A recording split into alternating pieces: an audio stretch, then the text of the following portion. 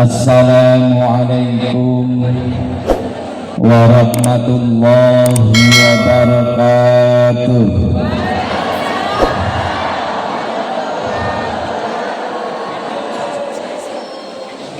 Innal hamdalillah nahmaduhu wa nasta'inuhu wa nastaghfiruh wa na'udzu billahi min shururi anfusina wa min sayyiati a'malina. Allahumma shalli ala Muhammad wa ala alihi wa sahbihi wa man tabi'ahu bi ihsanin ila yaumil qiyamah. Hadirin ibu bapak yang kami hormati, Bapak Bupati, semoga Allah senantiasa memberikan kesehatan kepada beliau, tentu bersama Bapak Wakil Bupati,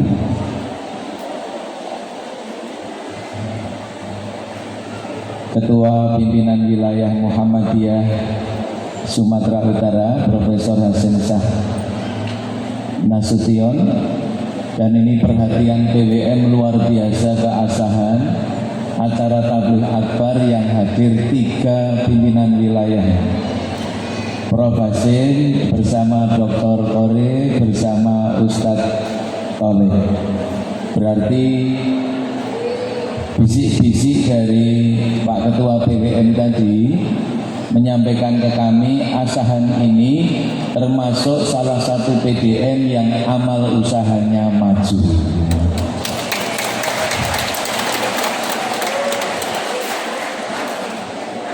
Yang kita hormati anggota DPR, saya merasa bersyukur beliau dari keluarga persyarikatan.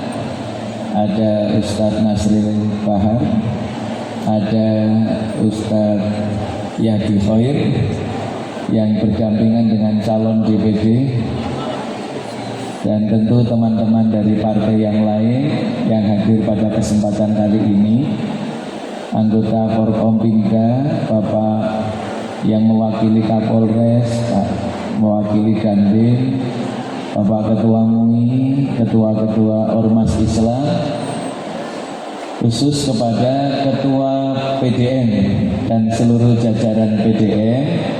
Kami merasa bersyukur dapat bisik-bisik dari Pak Ketua PDM. Insya Allah klinik Aisyah akan segera berubah jadi rumah sakit. Saya yakin nanti Pak Nasril Bahar akan banyak membantu lagi.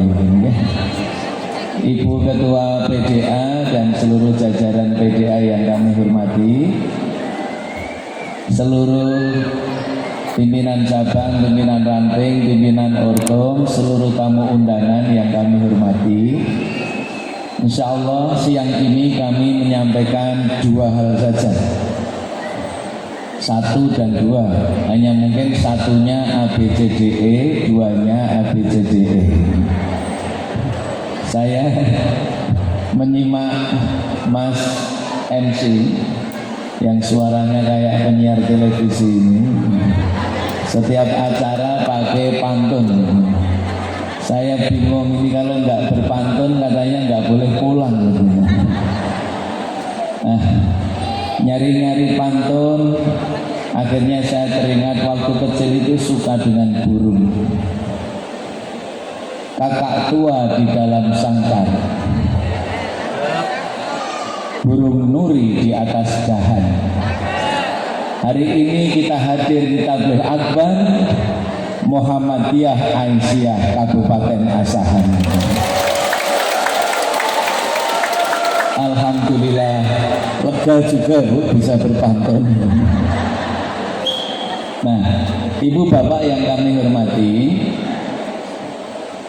acara tabligh akbar ini yang menarik adalah digandeng dengan acara ta'aruf untuk mengenalkan kepada seluruh yang hadir, inilah pimpinan daerah Muhammadiyah, pimpinan daerah Aisyah yang baru, yang secara kelembagaan maju mundurnya dakwah Muhammadiyah Aisyah di Asahan ada pada beliau-beliau yang tadi foto bersama di depan. Batiknya bagus, dan tentu dengan batik yang baru itu menunjukkan semangat baru untuk membawa dakwah semakin menggembirakan. Siap Ibu? Siap ya? Nanti ukurannya adalah ketika kita di akhir periode, ada enggak catatan prestasi yang menjadi torehan sejarah perjalanan kita memimpin persyarikatan di Asahan ini. Yang kalau dalam bahasa doa Nabi Ibrahim di dalam surah Asy-Syu'ara, orang yang prestasinya baik itu yang menjadi buah bibir kebajikan bagi generasi sesudahnya. Bapak Ibu masih ingat doa Nabi Ibrahim, Rabbi habli hukman wa alhiqni bis-sholihin waj'al li lisana sidqin fil akhirin. Ya Allah, anugerahkanlah kepada kami hukman, seperti doa yang disampaikan oleh Profesor Hasim Shah tadi. Kita minta diberi hukman. Apa itu hukman? Sebagian mufassir memaknai berikan kami ilmu pengetahuan yang dengannya kami bisa bersikap berperilaku dengan penuh bijaksana. Kita sering mengartikan hikmah itu ya bijaksana. Nah, bagaimana kita bisa melakukan sesuatu, bersikap terhadap sesuatu, melakukan aktivitas dengan bijaksana itu? Tentu kalau ada petunjuk dari Allah langsung. Maka kita minta wa amrina min amrin raro syada. Kita minta kepada Allah agar diberi. Nah, terus kita minta hidayah ilmu itu kepada Allah agar kita bisa melakukan dengan penuh kebijaksanaan memimpinkan persyarikatan ini. Kemudian Nabi Ibrahim juga berdoa, wa alhiqni bis-sholihin. Kumpulkanlah kami dengan orang-orang solih, orang-orang baik. Saya yakin di persyarikatan ini berkumpulnya solih dan solihah. Aisyah berkumpulnya perempuan-perempuan baik. Di persyarikatan berkumpulnya orang-orang baik. Nah, tugas kita adalah bagaimana orang-orang yang baik ini bisa berkumpul, bersinergi menjadi sebuah tim yang dalam bahasa agama kita sebut sebagai jamaah itu. Kalau memaknai jamaah yang sesungguhnya, harusnya bisa seperti mana tim. Ustadz Korib itu kalau ditanya apa itu tim, sebagian mananya adalah together, everyone, chief more. Masing-masing kita terlibat untuk melakukan sesuatu sehingga prestasinya itu lebih karena dikerjakan bersama-sama. Allah menghargai sholat dengan jamaah itu bisa ba'in wa isrina darajat, 27 kali derajat. Oleh karena itu kepemimpinan periode ini harus menjadi tim yang kuat. Kata orang bijak, tim yang dibangun oleh kepemimpinan yang kuat itu bisa memiliki potensi yang luar biasa. Masih ingat Bapak Ibu kalimat bijak itu? Di dalam kepemimpinan yang kuat, pasukan lemah bisa menakutkan musuh. Tetapi di dalam kepemimpinan yang lemah, pasukan yang kuat sekalipun belum tentu bisa menghancurkan tembok yang ada di depannya.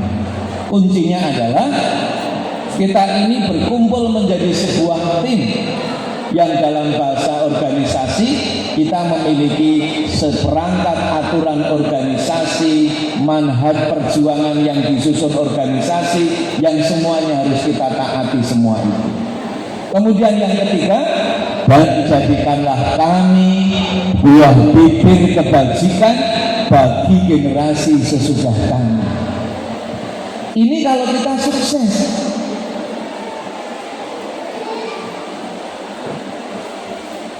Ini semuanya terpampang di sini dari PP sampai PD. Prof Haidar beberapa kali menyampaikan periode pasca muktamar ini Muhammadiyah harus lebih banyak lagi membangun pusat-pusat keunggulan dalam rangka dakwah ini. Kalau amal usaha yang unggul. Terus diterjemahkan, PWN Sumatera Utara memiliki kampus yang menjadi salah satu perguruan tinggi Muhammadiyah terbaik di Indonesia, Universitas Muhammadiyah Sumatera Utara. Oleh daerah diterjemahkan amal usaha di daerah. Tadi Pak Ketua menyampaikan, insya Allah proses universitas akan segera terwujud. Rumah sakit Aisyah harus terwujud sehingga nanti ditata. Pada periode Ustadz Muhammad Akhyar, universitas ini pertama kali turun SK-nya. Pada periode Ustazah Sumiati, rumah sakit ini pertama kali berdiri menjadi rumah sakit. Dan itu harus semangat kita. Kita tinggalkan warisan kebaikan itu sebagai wujud bahwa gerakan kita berprestasi. Sudah berapa menit, Bu? Terus terang, tadi yang sambutan itu tidak dikawal kokam dan tapak suci. Ini di Asahan ini istimewa Pak Ketua, Pak Bupati. Biasanya yang ngawal itu 2 kokam. Ini sekarang ada kokam, ada tapak suci. Ini menunjukkan saya harus 2 jam di sini. Karena satu-satu masing-masing 1 jam. Tapi saya sering cerita, waktu Pak Ketua Umum menyampaikan amanat, itu dikawal oleh kokam. Tapi pernah terjadi ketika Pak Ketua Umum sedang menyampaikan amanatnya, yang ambruk kokamnya. Ceritanya kok bisa? Rupanya kokam itu bekerjanya sudah panjang, ikut kerja bakti, malamnya masih ikut jaga, pagi datang duluan, sehingga beliau capek karena cintanya terhadap perjuangan Islam itu. Masih kuat ya Mas? Insya Allah beliau kuat. Tepuk tangan untuk kokam dan tapak suci kita. Bapak Ibu, kita punya tapak suci itu bersyukur karena salah satu penerima medali emas waktu Asian Games di Indonesia kemarin adalah pesilat dari tapak suci Putra Muhammadiyah. Dan beliau kita panggil di kantor PP untuk mendapatkan penghargaan. Tentu ini menjadi bagian dari upaya dari Muhammadiyah sebagai kontribusi kepada umat dan bangsa yang kita cintai. Nah, Bapak Ibu, meninggalkan warisan yang baik itu susah atau tidak? Tentu butuh effort yang luar biasa. Kalau sekarang kompak, nasihat dari Pak Ketua PWN tadi harus kompak sampai akhir. Saya membaca tulisan Ki Bagus Hadikusumo ketika mengingatkan para pimpinan waktu itu. Sekarang ini kadang banyak pimpinan harusnya jadwal rapat, tapi tidak ada rapat, merasa bebas, merasa sudah ringan karena sudah WA sekretarisnya. Langsung WA sekretaris dengan ringan bilang, mohon maaf Ibu, saya tidak bisa ikut rapat. Padahal Bapak Ibu, bagi kita rapat itu bagian dari ibadah. Bahkan kalau rapat kita itu untuk memutuskan sesuatu yang sangat strategis, itu ibadah yang luar biasa, sangat besar. Masih ingat ketika anaknya Imam Malik mengintip Imam Syafi'i yang sedang menginap di rumahnya Imam Malik. Anaknya itu kan pengen ngerti seperti apa sholat tahajudnya Imam Syafi'i. Kok ditunggu-tunggu kok hanya di atas meja saja, nggak tahajud. Waktu itu Bapak Ibu dibuka penggalan kisahnya, terus beliau sampaikan apa? anaknya itu kan ngobrol sama bapaknya. Saya bayangkan kalau Imam Syafi'i itu tahajudnya mesti kenceng banget. Tapi saya lihat Imam Syafi'i kok semalam cuman dia di depan kitab di atas mejanya, ayahnya kan kemudian yang menjelaskan. Karena ada satu masalah yang harus diselesaikan oleh Imam Syafi'i, dan sebagai seorang ulama keputusannya itu sangat ditunggu oleh umatnya. Kemudian Bapak Ibu masih ingat kalimatnya, bahkan berpikirnya seorang alim untuk menyelesaikan masalah umat yang besar itu bahkan bisa jadi lebih baik daripada sholat sunnah seorang biasa.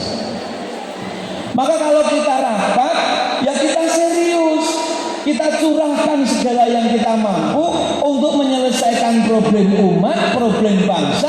Maka rapatnya kita insya Allah jadi amal soleh. Jadi ketika kita rapat untuk mendirikan rumah sakit, Bapak Ibu jangan merasa kehilangan amal soleh, kalah amal solehnya dengan nanti yang akan ngurusi rumah sakit itu. Ingat, kalau tidak ada yang rapat awal-awal, sekolah ini tidak berdiri, rumah sakit ini tidak berdiri, kampus ini tidak berdiri. Semua memiliki amal soleh untuk amal yang itu. Nih Bapak Ibu, kadang kita ini sering kurang imbang. Islam itu mengajarkan secara pribadi kita itu harus solih. Secara pribadi harus solih. Bagaimana ketika dipanggil oleh Allah kita datang. Sehingga di Muhammadiyah itu diajarkan, warga Muhammadiyah biasakan sholat di awalil waktu, syukur di jamaatin. Secara pribadi soleh. Habis maghrib kita tadarus, habis subuh kita tadarus, terus kita murojaah apa yang perlu kita ulang. Harus soleh. Makan juga seperti yang diajarkan Rasul. Secara pribadi tidak suka makan dengan berdiri, tidak suka minum dengan tangan kiri. Tetapi bersamaan dengan itu, secara pribadi harus soleh, tetapi kita juga harus membawa kesolehan itu untuk kehidupan sosial. Nih, Islam mengajarkan seperti itu. Mohon maaf Ibu, ketika Ramadan banyak orang yang sangat ingin iktikaf. Tetapi bagi sebagian kita yang bekerja di rumah sakit misalkan, sangat susah untuk izin 10 hari iktikaf. Bagaimana memberi semangat kepada teman-teman perawat, kepada teman-teman dokter? Jangan sampai dia kemudian merasa saya di rumah sakit pahalanya tidak banyak. Setelah dibuka-buka, hadis Nabi menyebutkan, seandainya ada seorang yang keluar dari rumahnya tujuannya untuk menolong saudaranya yang sedang mendapatkan masalah, maka Nabi menyebut, maka itu lebih aku sukai daripada iktikaf di masjidku ini sebulan penuh. Maka kita sampaikan secara sosial, sampeyan tugas merawat pasien di rumah sakit untuk menolong dia yang sedang sakit, menurut hadis ini bisa lebih besar pahalanya dibandingkan iktikaf di masjid sebulan penuh. Oleh karena itu, mari jangan sampai kemudian merasa rapat itu tidak amal soleh. Selama yang dirapatkan itu untuk memutuskan hal-hal strategis.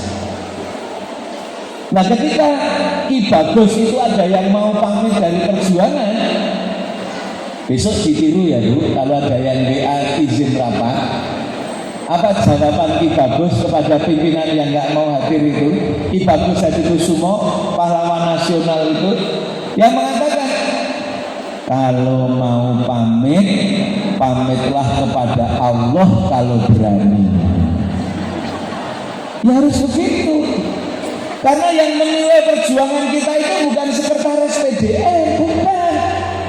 Sekretaris PDM hanya mencatat, tapi yang memintai pertanggungjawaban karena amanat kita itu adalah Allah langsung nanti. Jadi kalau mau pamit, cek dulu ini alasan syar'i atau tidak saya meninggalkan rapat ini. Sehingga jangan sampai daerah, wilayah, cabang, rantai, acara konsolidasi yang paling sering konsolidasi personal. Nah, karena kalau sibuk ngurusi person, terus kapan ngurusi umat yang lebih luas? Pak, berat ngurusi Muhammadiyah kalau begitu. Kalau niatnya ibadah jadi ringan. Semua itu kalau dipikir berat jadi berat. Tapi kalau sedang males ngurusi dakwah persyarikatan, ingat nasib ini lagi itu. Berjuang memang pahit, karena surga itu manis. Tidak sedikit mahar yang harus dibayar, tidak sedikit pedih yang ditagih. Berjuang artinya berkorban, rela terhina demi kebenaran. Antara dua pasti terjadi, itulah syahid atau menang. Ya pilihannya itu. Ini nggak boleh direkam loh Bu. Kenapa? Ya kalau berjuang itu ringan, mesti balasannya bukan surga. Karena balasannya surga, wajar jadi berat. Jangan dikira kita itu akan masuk surga sementara Allah belum menguji kita. Itu kan apa sejak kita di IPN. Ngaku pejuang tapi belum diuji. Saking beratnya ujian sampai Allah dan para sahabat mengatakan mata nasrullah. Saking beratnya itu. Nah kalau ujian kita sudah seperti itu, terus kita sudah nampak betul orang yang sabar dan bersungguh-sungguh, insya Allah perjuangan kita ini lillah. Tapi kata anak muda sekarang, orang yang berjuang dengan ikhlas, lelah itu berubah menjadi lillah. Ya toh Bu, capeknya ngurusi Aisyah itu tetap pulang bisa tidur nyenyak. Karena kita menikmati perjuangan itu. Insya Allah bisa. Boleh tangannya begini. Kalau saya menyebut Islam, Bu, Islam semua kita berkata mencerahkan. Karena Islam itu ajarannya mencerahkan. Bisa? Kalau saya menyebut Muhammadiyah, maka kita mengatakan memajukan. Kalau saya menyebut Indonesia, katakan jaya. Bisa? Ayo tangannya begini semua. Islam gimana? Mencerahkan. Ulangi. Islam mencerahkan. Muhammadiyah memajukan. Indonesia. Nah, jayanya mau sekali atau 3 kali? Ayo mantap itu loh. Indonesia jaya, jaya, jaya. Islam mencerahkan. Muhammadiyah. Indonesia. Nah itu untuk pelatihan ini sudah bagus. Terus Ibu Bapak, bagi kita warga Muhammadiyah, Muktamar Muhammadiyah Makassar telah menetapkan Indonesia yang kita cintai ini sebagai Darul Ahdi Wasyahadah. Maka tentu Muhammadiyah sangat mencintai tanah air anugerah Allah ini. Tanah air anugerah Allah ini. Ini ada bunga apa saja Bu? Ya, bunga apa saja? Ada melatinya, ada mawarnya enggak? Saya akan bikin pantun yang kedua. Bunga mawar berseri indah, bunga melati harum mewangi. Jangan tanyakan Muhammadiyah dan Aisyah, sangat cinta Islam dan cinta negeri. Hanya bedanya guru-guru kita di Muhammadiyah itu mengajarkan mencintai negeri itu tidak cukup dengan berteriak, tidak cukup hanya berteriak harga mati, tetapi yang terpenting adalah memberi kontribusi terbaik kepada umat dan bangsa yang kita cintai ini. Nah, di Muhammadiyah memberi kontribusi kepada umat dan bangsa salah satunya dengan membangun amal usaha di berbagai bidang yang dibutuhkan masyarakat. Alhamdulillah, Panti Asuhan Aisyah sudah 2 lantai. Panti Asuhan Muhammadiyah mau berapa lantai tadi Pak Ketua? 4 lantai. Ini keinginan Pak Ketua Umum Profesor Haidar, khusus Panti Asuhan harus reborn. Jangan lagi membuat panti asuhan seolah-olah kalau orang yang berada di situ itu memang harus siap apa adanya. Sehingga kami setuju tadi dibangun, kalau Profesor itu bahasanya bangun panti asuhan Muhammadiyah Aisyah serasa hotel. Kita muliakan beliau-beliau itu, sehingga sangat mendukung ketika PDM mau membangun sebagus itu. Dan kita reborn Panti Asuhan Muhammadiyah Aisyah ini kita lakukan dengan serius agar betul-betul menjadi bagian dari Center of Excellence Muhammadiyah. Kampus sudah banyak, sekolah sudah banyak yang bagus. Sekarang kita membutuhkan panti-panti yang bagus, yang ketika orang di situ itu tidak boleh quote and quote tempat penggemukan, tetapi betul-betul menjadi kawah sondro di mukonya anak-anak yatim duafa, anak yatim piatu untuk mendapatkan masa depan yang terbaik.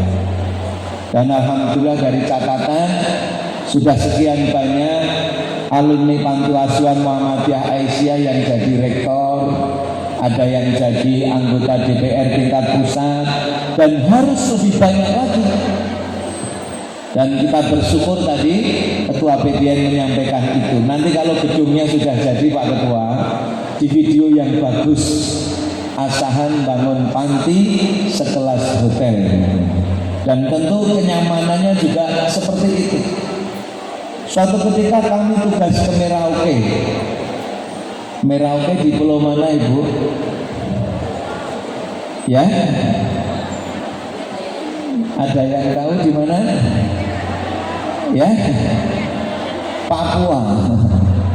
Nah, sekarang namanya Papua, dulu namanya Irian, sekarang namanya di Pulau Papua. Sengaja kita tidak ngabari bahwa kita mau mampir di panti itu. Terus karena habis sekolah, Ustaz di sana ada panti. Ayo kita sidak, jangan dikasih tahu, agar kita tahu apa adanya. Dan Masya Allah Bapak Ibu, di Merauke itu, di Papua yang di ujung sana, terus kita masuk sengaja. Saya boleh masuk kamarnya? Boleh Pak? Nggak usah disiapkan dulu, langsung masuk. Kami merasa bersyukur Panti Asuhan Muhammadiyah di Papua seperti itu. Begitu kita masuk tanpa dia mempersiapkan, kamarnya rapi. Dan yang paling bersyukur lagi, kami tanya satu-satu anaknya, kamu cita-citanya mau jadi apa? Mau jadi apa? Jawabannya itu menggembirakan. Sebab paling sedih itu kalau tanya pelajar, kamu besok gede mau jadi apa? Saya mau jadi manten Ustaz. Kalau cuma mau jadi mantan nggak usah sekolah. Dan itu menjadi bagian yang menggembirakan. Maka kami yakin semangat yang disampaikan Pak Ketua PDM tadi untuk rebound dari panti yang kita miliki akan bisa terwujud dengan baik. Apalagi Pak Bupati dengan sungguh-sungguh dan serius beserta Pak Wakil Bupati dan seluruh Forkompimda akan mendukung, karena memang yang dilakukan oleh Muhammadiyah ini untuk umat dan bangsa. Kami pernah Bapak Ibu bersama rombongan PP langsung menghadap ke Bu Menteri Keuangan, karena kita berkomunikasikan rumah sakit Muhammadiyah Aisyah itu rumah sakit yang bukan profit oriented. Keuntungannya dipakai untuk kembali mengelola rumah sakit itu, bahkan untuk mendirikan pelayanan-pelayanan sosial yang lain.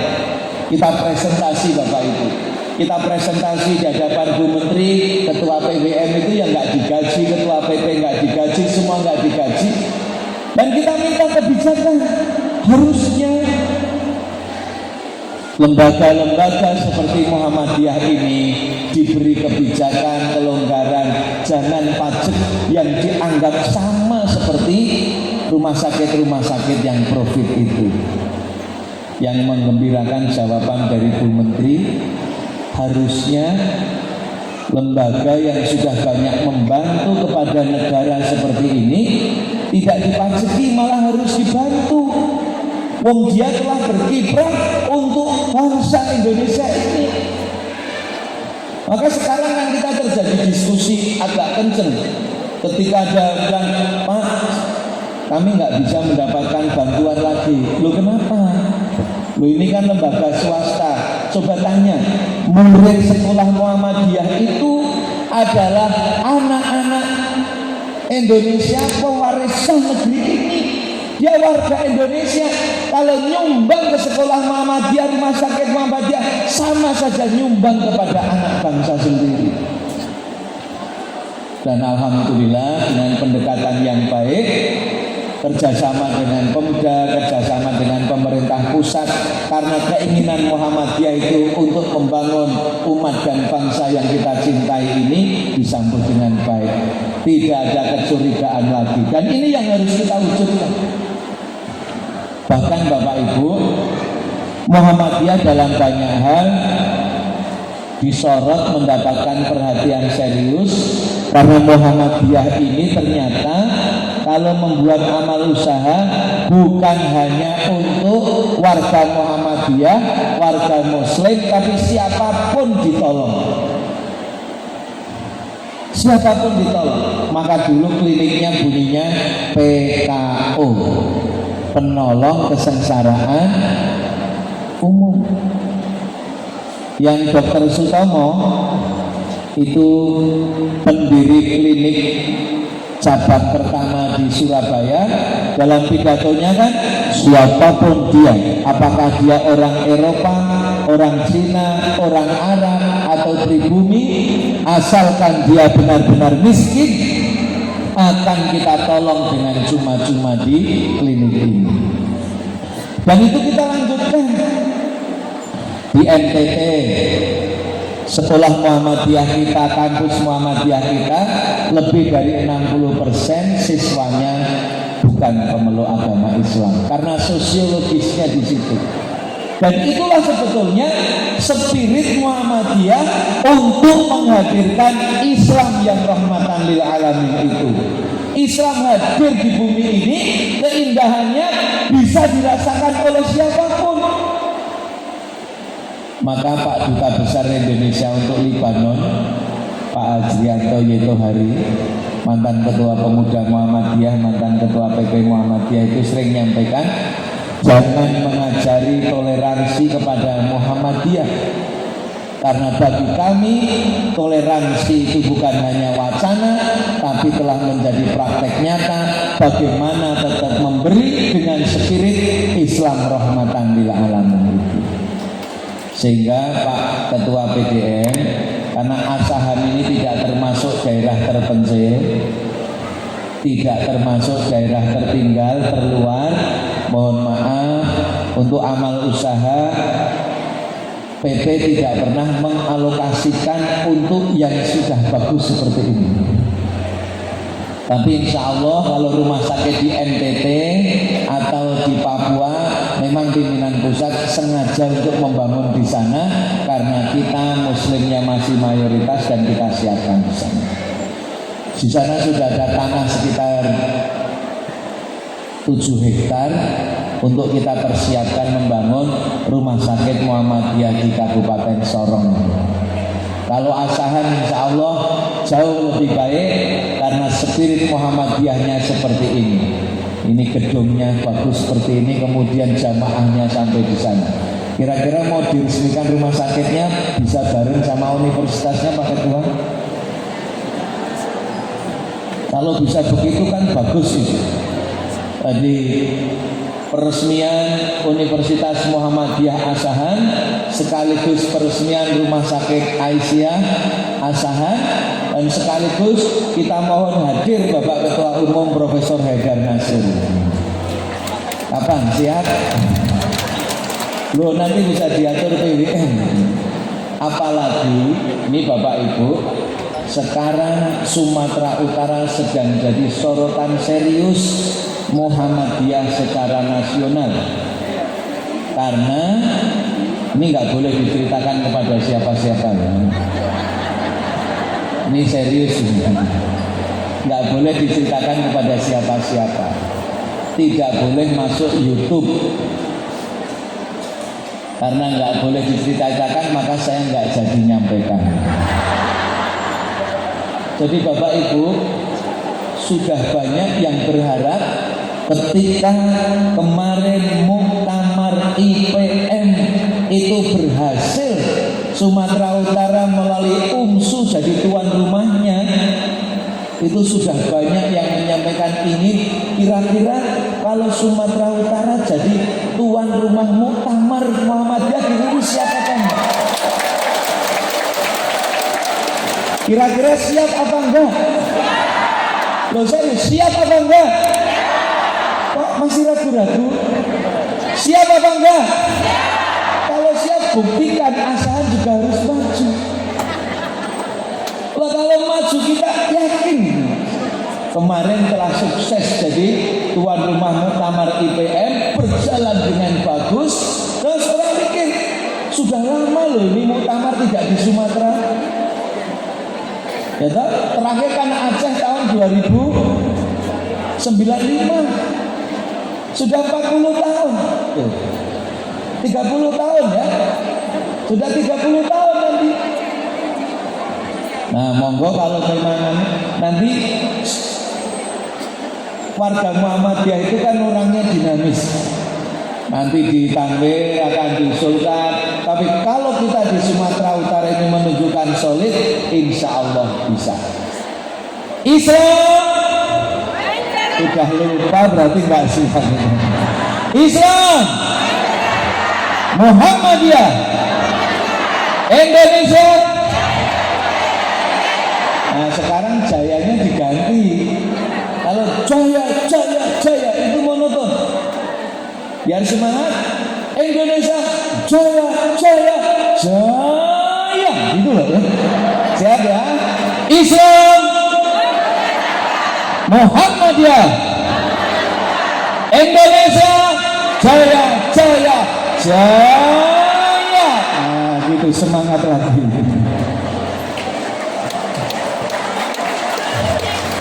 Saya khawatir kalau nanti di sini diundang Bapak Yahdi Thohir untuk jadi sultannya. Nah, kembali kepada tadi Bapak Ibu. Nah,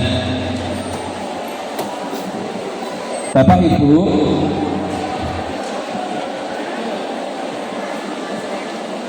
ini sedang terjadi tragedi kemanusiaan lagi, saudara-saudara kita di Palestina. Sebenarnya Muhammadiyah sebelum terjadi perang ini sudah merencanakan untuk acara kunjungan ke Palestina, tiba-tiba sudah perang. Alhamdulillah memang Muhammadiyah serius menyiapkan dana untuk Palestina, sejak lama kita siapkan. Tapi sebelumnya sebetulnya kita belum selesai. Ketika Maroko ada gempa bumi, setelah Maroko gempa bumi tidak lama kemudian Libya banjir yang seperti itu. Terus Afghanistan juga ada banjir, ada gempa seperti itu. Ketika Turki, Muhammadiyah sempat mengirim satu tim serius Bapak Ibu. Gempa Turki, Muhammadiyah membawa emergency medical timnya beserta seluruh timnya, dan waktu itu saya sering cerita, Ustaz Qorib mungkin sudah mendengar beberapa kali.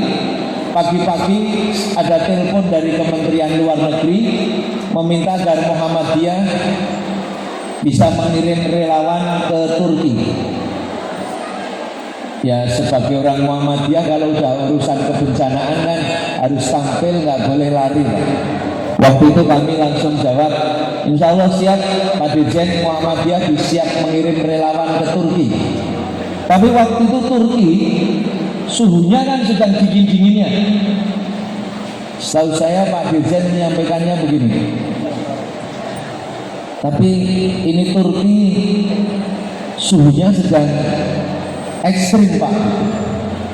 Saya untuk menghibur diri kira-kira, oh kalau ekstrim kita seneng Pak, ekstrim. Bukan ekstrim tapi ekstrim. Berapa? Yang nyebutnya 4 derajat. Ya kita sampaikan saja, insya Allah Muhammadiyah siap dikirim ke Turki. Alhamdulillah dengan cepat 23 relawan Muhammadiyah, berikut medianya, jadi sekitar 25. Terus digabung dengan relawan pemerintah, sampailah kita ke Turki dengan yang bawa pasukan tenda kompletnya dari Muhammadiyah. Muhammadiyah itu kenapa kalau melakukan relawan kebencanaan relatif diterima? Karena relatif komplit. Kita punya tim kesehatan, kita punya relawan sosial, kita punya relawan keagamaan, kita juga punya relawan media, jadi relawan komplit. Kita dapur umum juga siap, sehingga tim itu dibawa. Tendanya seharga kurang lebih 2,5 miliar, berikut alat-alatnya sekitar 4,5 miliar. Nah singkat cerita Bapak Ibu, rupanya dikontak dari Turki, ini permintaan agar tenda Muhammadiyah ditinggal di Turki atas nama pemerintah Indonesia. Kira-kira gimana Bu? Waktu itu kami itu tenda 2,5 miliar baru dipakai 2 kali, terus harus ditinggal di Turki. Tapi karena Pak Menteri sudah menyampaikan di televisi, terus hubungi lewat kontak, akhirnya kita tinggal. Nah baru ketika Maroko gempa, kita belum beli tenda lagi Bapak Ibu. Libya belum itu, terus tapi kita terus siapkan. Dan emergency medical team Muhammadiyah ini menjadi tim kebencanaan internasional pertama yang dimiliki oleh NGO di Asia Tenggara ini Bapak Ibu. Jadi alhamdulillah kita bisa. Terus pertanyaannya mungkin Bapak Ibu sudah memberi kabar, Pak katanya Muhammadiyah siap membangun rumah sakit di Gaza. Nah, kira-kira jawabnya gimana Bu? Karena flyernya sudah beredar. Saya jawab, kalau setiap PDM sumbangannya seperti Aisyah dan PDM ini tadi langsung segitu, insya Allah nanti terkumpul bisa membantu saudara kita di Gaza. Tapi masalahnya boleh masuk apa tidak itu sampai sekarang. Karena semua masih di. Tetapi apa yang kita lakukan terus Hari Rabu kemarin pimpinan pusat Muhammadiyah bersama Prof. Haidar dan Prof. Mukti, Prof. Syafiq langsung melakukan konferensi pers bagaimana sikap Muhammadiyah. Ini problem kemanusiaan. Kita bersyukur pemerintah Indonesia masih tetap kepada pendirian utama.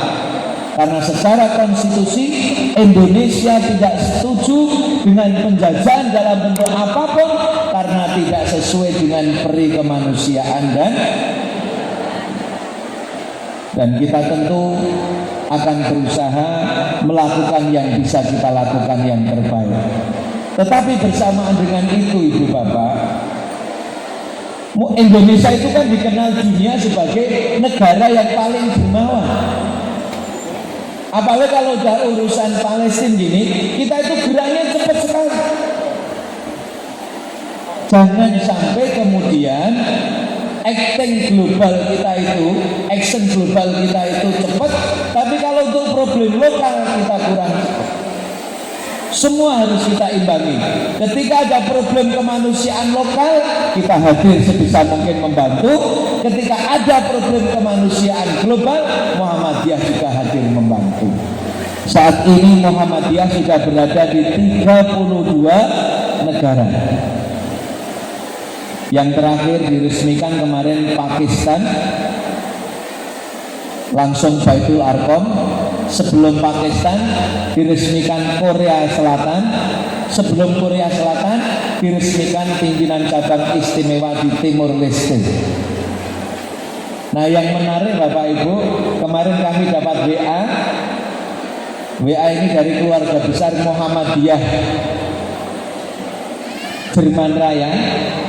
Ternyata pemain PSSI 17 tahun yang dinaturalisasi dari Jerman itu ternyata anaknya sekretaris pimpinan cabang istimewa Muhammadiyah Jerman. Itu saya dapat WA ini dikontak langsung, itu ibunya adalah sekretaris pimpinan cabang istimewa Muhammadiyah Jerman Raya. Oleh karena itu ketika Muhammadiyah berdiaspora internasional, tentu kita di Indonesia tidak boleh kalah, tetap membawa Muhammadiyah ini. Penutup,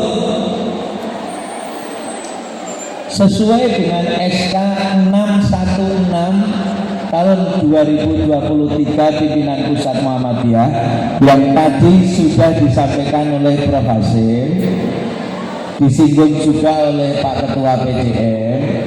Jadi Muhammadiyah periode ini merubah sikap diaspora kader di politik praktis dengan jauh memberi kelonggaran, tetapi tetap dengan catatan semua itu untuk menjaga agar dakwah Muhammadiyah terus bisa berjalan dalam rangka mengawal bangsa yang kita cintai ini. Yang pertama, kalau dulu komunikasi yang sering dibangun itu Muhammadiyah menjaga jarak yang sama dengan semua partai. Sekarang bunyinya Muhammadiyah membangun silaturahim yang sama dengan partai politik.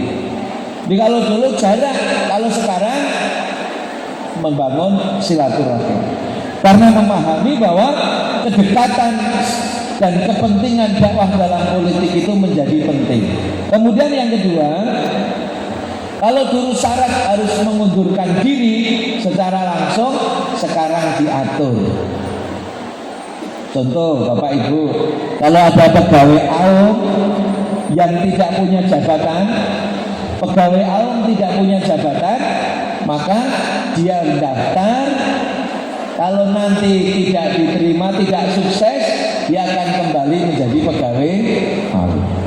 Tapi kalau dia pimpinan, ketua, sekretaris atau bendahara sebagai pimpinan harian, maka ketika dia nyalon dan sudah diumumkan, yang bersangkutan harus nonaktif dari pimpinan, mundur dari jabatan. Kalau selesai tidak kepilih, tetap jabatan. Kalau dulu kan harus mundur langsung. Jadi sudah diberi kelonggaran. Kalau kepala sekolah, ya dia harus berhenti dari kepala sekolahnya. Nanti kalau gagal, balik tidak langsung jadi kepala sekolah lagi. Karena sebagai pimpinan tentu tidak boleh ada konflik interest. Terus tadi ibu-ibu, kenapa tadi foto ibu-ibu Aisyah tidak begini lagi? Karena takutnya yang foto sekarang yang pakai 5 bulan lagi.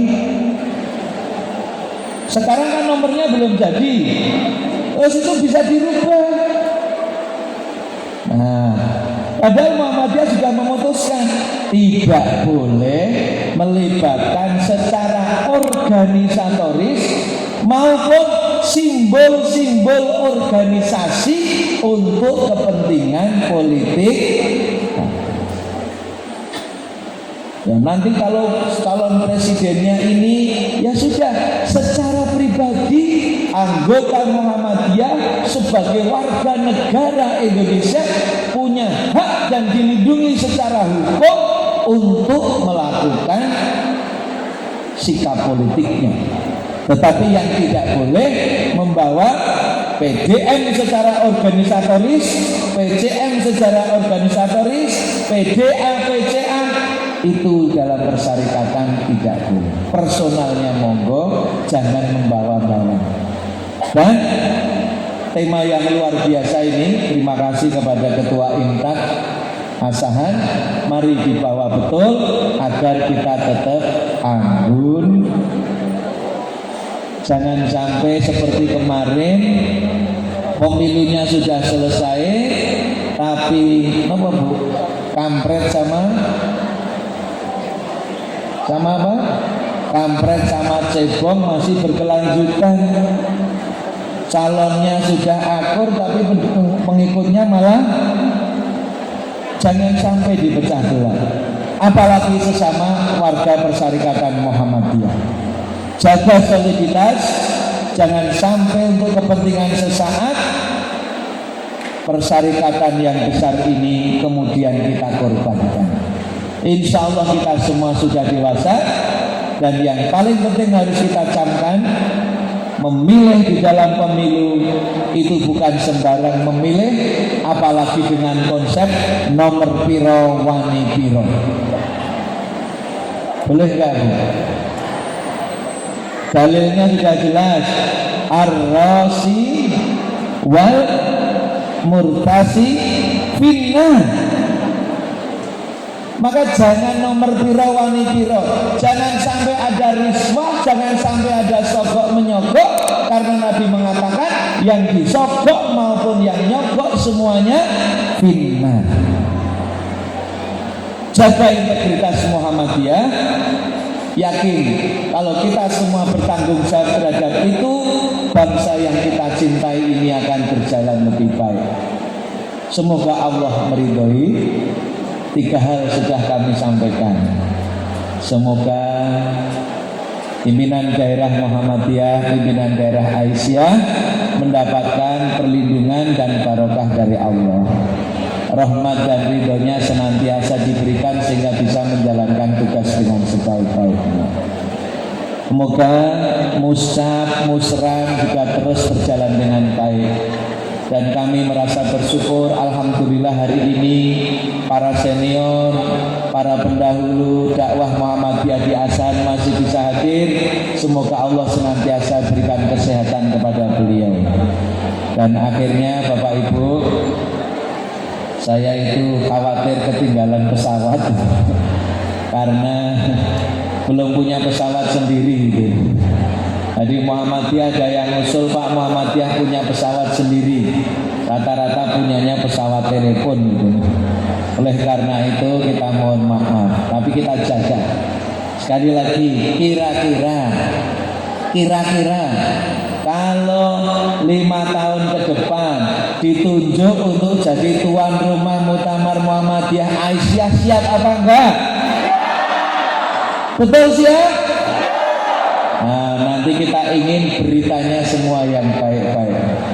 Pokoknya Aisyah Muhammadiyah semoga terus memberi warna terbaik kepada umat dan bangsa, cinta kepada Islam, cinta kepada bangsa yang kita cintai. Sebelum kami tutup, ayo terakhir semangatnya. Islam lali. Yang atas belum. Islam Muhammadiyah Indonesia Jaya. Terima kasih banyak, salah mohon maaf. Assalamualaikum warahmatullahi wabarakatuh.